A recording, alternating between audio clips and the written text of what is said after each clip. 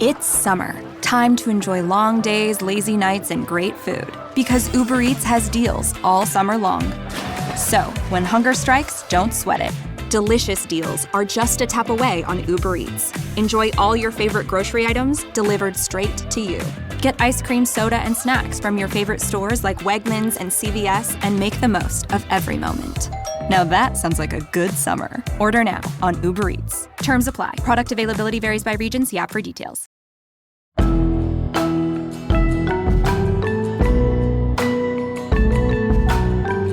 The International Solid Waste Association estimates consumption of single-use plastic may have grown 250 to 300% in America since the pandemic began. The resurgence of the thin, truly single-use plastic bags is astonishing. Inc. is concerned New York's plastic bag ban is not being enforced. The law's full implementation was first delayed in February by a court challenge. And then COVID hit. So the 30-day delay became a 60-day delay, then a 90-day delay. The pandemic has led to a lot of confusion about whether it's safe to bring reusable bags into grocery stores. While some stores allow them, others don't. But single-use plastic is also surging in other ways. Deliveries wrapped in plastic have soared. Coffee shops like Starbucks have temporarily stopped filling reusable cups. And some U.S. cities and states suspended or postponed bans on plastic shopping bags. The plastics industry has lobbied for these rollbacks, arguing that single-use plastic is the safest material to protect people from COVID-19. It probably comes as no surprise to you that the pandemic spurred a massive uptick in plastic. If you were here in the U.S., you almost immediately saw it everywhere. Plastic bags back at the grocery store, plastic wrapping on everything, the masks, the gloves. But what you might not have known was just how intentional that was on the part of the industry, just how ready they were to deploy a strategy that would increase the use of plastic. If there's one thing I've learned from covering the fossil fuel industry and its various forms over the last 20 years, it's that they are prepared for absolutely everything. Shell actually invented something called scenario planning back in the late 80s and early 90s. Now all the oil companies do it, and lots of other industries too. It's basically what it sounds like, brainstorming all the possible future scenarios and making a plan for each of them. No industry is better at it than the fossil fuel industry, which is why they always seem to have a response ready for everything. When COVID-19 first started to really take hold in the U.S. back in March 2020, I started scouring all my usual sources for evidence of the industry's response. And sure enough, the American Petroleum Institute and the American Fuel and Petrochemical Manufacturers, the two main trade groups for the industry, were immediately meeting with politicians, asking for regulatory rollbacks and other types of support. The API tackled everything from pipeline permitting to emissions regulations, while the AFPM focused on all the rules that would affect the build-out of plastic manufacturing facilities. But they also set their sights on getting rid of something that's been bugging the industry for years: plastic bag bans. As you heard at the top of the episode, there was some concern early on that people might spread COVID by bringing their bags to the grocery store. We just didn't know how the virus was spread at the time. And the industry pounced on that confusion and the fear that accompanied it. And they pushed this idea that plastic bags were somehow safer than reusable bags, that somehow the virus wouldn't live on them. It was sort of a miracle for the industry. Right when they were starting to worry that plastic demand would actually not ever be quite what they wanted it to be, here comes a way to increase that demand exponentially. Well, I think what we're seeing is just how much the industry is relying on plastics to save it going forward. This is Carol Muffett, President and CEO of the Center for International Environmental Law. You heard from him earlier this season, too. The industry has, on the one hand, been working on an array of regulatory rollbacks, on working to close down public opposition and public participation in decisions affecting a lot of its operations. But on the plastic side, it's gone still further and is actually seeking to exploit the current crisis to say that the world needs to be using more, not less, plastics.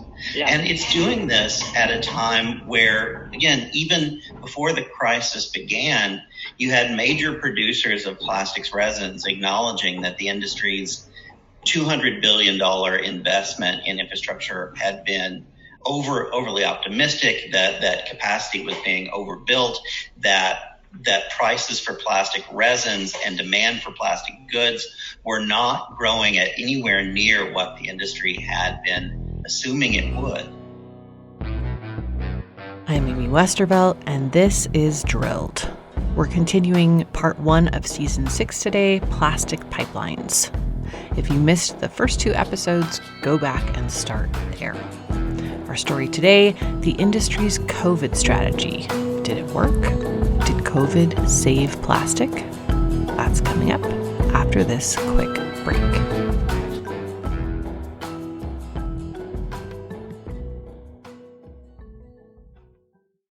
USAA knows dynamic duos can save the day, like superheroes and sidekicks, or auto and home insurance. With USAA, you can bundle your auto and home and save up to 10%. Visit USAA.com/bundle. Bundle savings are off total premium, not available in all states or in all situations. To qualify, auto policy must be active prior to property policy issue, subject to change. Restrictions apply. Membership eligibility and product restrictions apply and are subject to change. USAA means United Services Automobile Association and its affiliates, San Antonio, Texas. Hey, it's Paris. You know I love sparkly things, right? Like stars. Duh. And thanks to Hilton and AutoCamp, I just slept under them. Picture me, serving looks by the fire outside my luxurious Airstream, making s'mores with the kids, while a national park is our backdrop. The great outdoors meets Hilton hospitality. That's hot. Explore all the new ways to stay at Hilton.com. Hilton for the stay. We heard in episode 1 of this series that plastic was a way to make up for money that fracking was not making. But there's another side to the explosion of plastics over the past decade. It's the oil industry's escape hatch. Exploration spend is down 75% from the peak, 75%, over 75%. And I don't see it going up from that point. I see it going down. This is Bernard Looney, CEO of BP, talking about peak oil in 2020. So I think life has changed over the last couple of years, but it is important to acknowledge reality, and that's what we've done. Peak oil is the term that's used to talk about this point where global oil demand will take a downward turn and never really bounce back. And oil companies have been seeing that point coming for a while. In their projections and annual reports, they've been talking about a decrease in fossil fuel use in transportation and residential areas. But they've also been talking about this other area where revenues are going to increase: petrochemicals, especially plastic.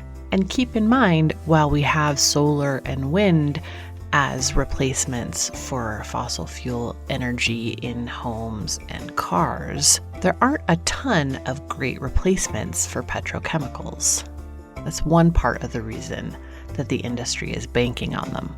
Here's Kingsmill Bond, an analyst with the nonprofit Carbon Tracker, who's been researching the petrochemical industry over the last few years. Plastics was always like something that you did with your oil on the side once you use the primary use of oil in transportation and other areas. So it's quite surprising that it's shot up the agenda. And pretty much as you say, what's happened over the last few years is that all of the other growth drivers of oil have kind of fallen by the wayside. So cars used to be one of the 4 big growth vectors, and as cars got more efficient and electric vehicles come into the mix, people have now said, well, even the IEA is now saying actually we've probably reached peak demand for oil from cars. Mm-hmm. And then the same thing's starting to happen with trucks, and obviously in recent months, the COVID crisis has taken the steam out of the third big pillar, which was airlines. And like petrochemicals has become a kind of mantra for the oil industry, that thank goodness for petrochemicals, because that's where all the growth lies. And it's quite interesting, if you take the data now from BP and the IEA, probably the two leading forecasters of the entire system, then from our calculations, about half the growth of oil demand in the next 20 years in the IEA numbers is actually from plastics. So plastic is the savior for the fracking guys and the oil guys. That's a lot riding on plastic demand staying high and growing, which is why when COVID hit, it looked like a golden opportunity. Here's Carol Moffett again. So what we're seeing in the face of COVID is the industry trying to exploit this crisis in two very distinct ways. First is to secure additional government investments and additional regulatory rollbacks to make these projects move forward. And the second is the push to exploit the idea of COVID to argue not only against bans on single-use disposable plastics that many countries were moving forward with, but also to argue that the world should be wrapping ever more items in plastic packaging in the name of hygiene and public safety. And there's a remarkable instance of this where you have an industry representative actually fantasizing, and I'm using this word very advisedly, fantasizing that they'll be able to get the public to wrap bananas and apples in plastic packaging in the name of hygiene and fighting the COVID pandemic. And I think that is a testament to how overly optimistic the industry is about how it's going to be able to exploit COVID-19 to fill that gap in plastic demand. Trade groups like the AFPM and the American Chemistry Council moved quickly to push out studies to state governors and to the media showing that reusable bags might be COVID spreaders. Governors in some conservative states, Maine, I'm looking at you, actually moved quicker to ban reusable bags at grocery stores and toss plastic bag bans than they did to implement social distancing and masking guidelines. All of those studies were industry funded. Most of them were a decade or more old, and none of them showed anything at all about the coronavirus. One literally looked at a single reusable bag that someone had vomited next to. Solid science there. But the lack of evidence did not stop the industry from succeeding in its goal, at least for a while, which had some environmental advocates worried. The shift away from disposable bags was a hard-won behavioral change.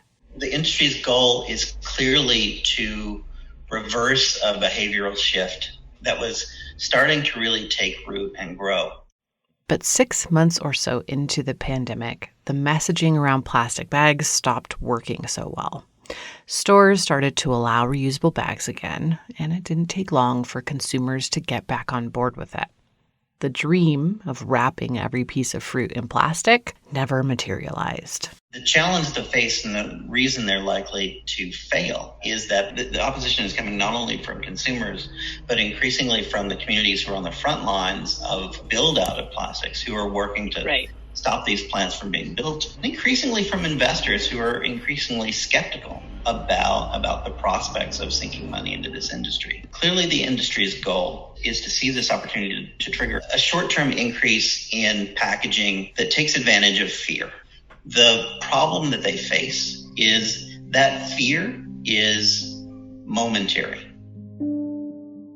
The pandemic isn't quite over yet, but what the early numbers are telling us is that the industry's COVID strategy did not work. They were able to drive a momentary spike in demand, but as Moffett predicted, it was, in fact, momentary. And according to carbon tracker analyst Kingsmill Bond, although the pandemic drove demand up in some areas, it actually drove it down in others, so much so that it canceled out the increase. The plastic needed for new cars, for example, or planes. And that actually made for an overall decline in demand for plastic. Here's Bond explaining the impacts of that decline. What's the impact on plastic demand, of increasing demand for medical plastic, for PPE use and gloves and stuff? And then what's the impact of lower demand because of the economic shock, so we're buying less cars and we can't go to the shops, so we're buying less clothes. And because you use 1,000 times or more plastic in a car to what you use in a mask, the actual impact is to have a 4% decline, they estimate, in plastics demand this year. And that, to state the obvious, if you have a 4% decline in demand and a 4% increase in capacity, things looking quite ugly. So the industry continued to build out more plastic manufacturing capability, and it anticipated an increase in demand. But instead, there's been a 4% decrease in demand at the same time that we've seen a 4% increase in capacity. That's an 8% gap between supply and demand, which is a pretty big gap. The industry, of course, still thinks it's going to close that gap. Do you think that even before this pandemic, that they are also just sort of convinced in their abilities to create demand where there is none? That they just figured that they would find a way? I think that is certainly the case. And I think it is the case for the very simple reason that for decades, that strategy has worked. That strategy has been effective for decades. This is an industry that has been very good at creating consumer demand, creating markets where they didn't exist before for products that people weren't looking for and didn't necessarily need. And so it may come across as overconfidence, but it's overconfidence been built on decades of an industry effectively exploiting its understandings of consumer behavior. For decades, the fossil fuel industry has successfully told one story, that it simply supplies a demand, that you are the one buying and using its products. So if you're worried about the impacts of those products, all you need to do is reduce your consumption. And don't get me wrong, it's absolutely necessary for individuals to reduce their carbon footprints, especially those of us in the global north and especially the wealthiest individuals. But that action, in the absence of regulating supply, will never work, because the industry doesn't just respond to demand, it works really hard to generate it. It's pervasive and it's a corrosive myth. This idea that oil and gas companies and plastics producers are just producing their products because the demand is there.